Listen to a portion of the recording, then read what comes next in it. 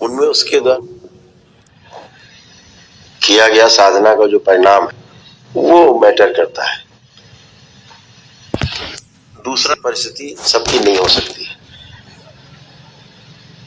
अवतार बाबा जी कैली बाबा जी के नाम से संबोधित करते हैं, आप समझ जाइए उन्हीं की चर्चा कर रहे हैं।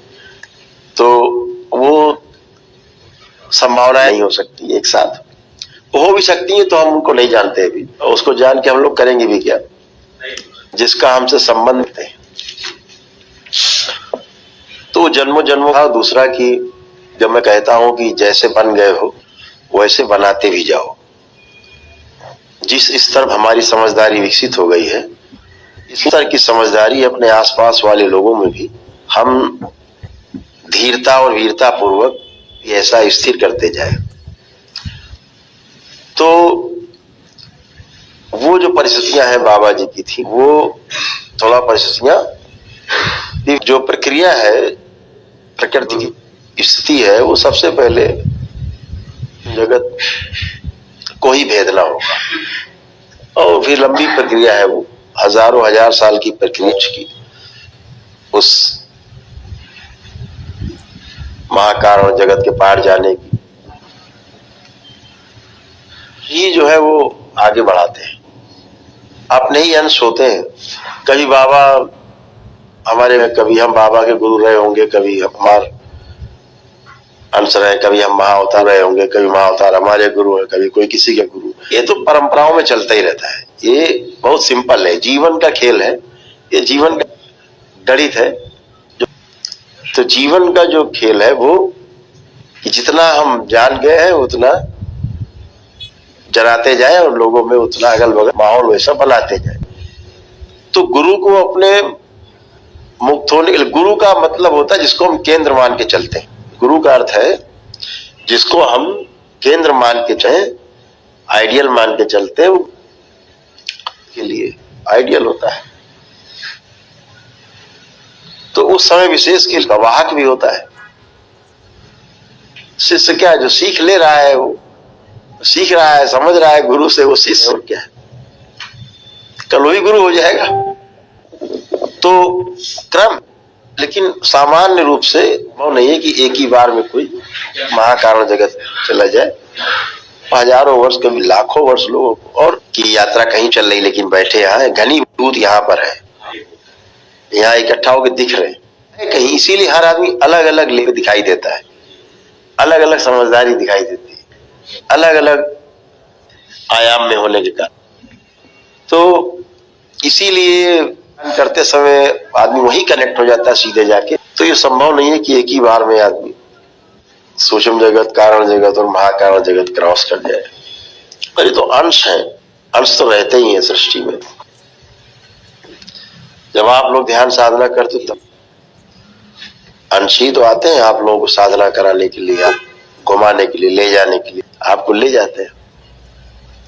और जिस आयाम में कहीं कोई आपके कर्म होगा जाकर के उसको वहां कट कर देते, आपका भोग कट जाता है। कहना है कि हम जो अभी हैं हमें वो करना है साक्षी भाव में, उसमें आगे बढ़ना है।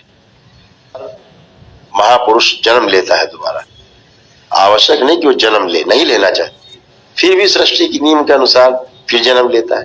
बुद्ध जैसे लोग तो जन्म ही नहीं ले पाते, धारण करने लायक उनको शरीर नहीं मिलता, इसलिए अंश आते हैं, अंश के द्वारा वो शरीर में उदाहरण करते हैं। शरीर पूरा तो आ ही नहीं पाते।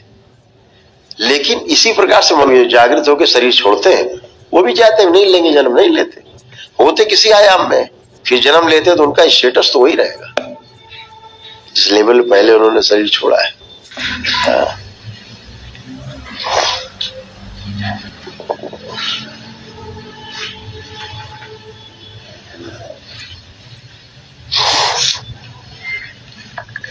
और दूसरा होता क्या है, जो रह गया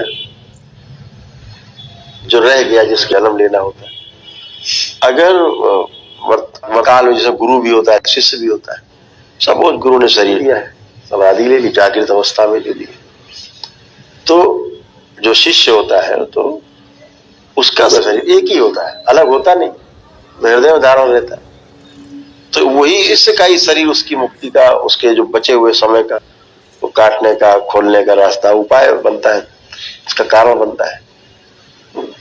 यही तरीका है, व्यवस्था है, ये व्यवस्था है। इसीलिए गुरु को भी पार होने की एक कंप्लीट आवश्यकता पड़ती है। इसीलिए कहते हैं कि इसे बनाते भी जाओ, काम आएगा आगे। और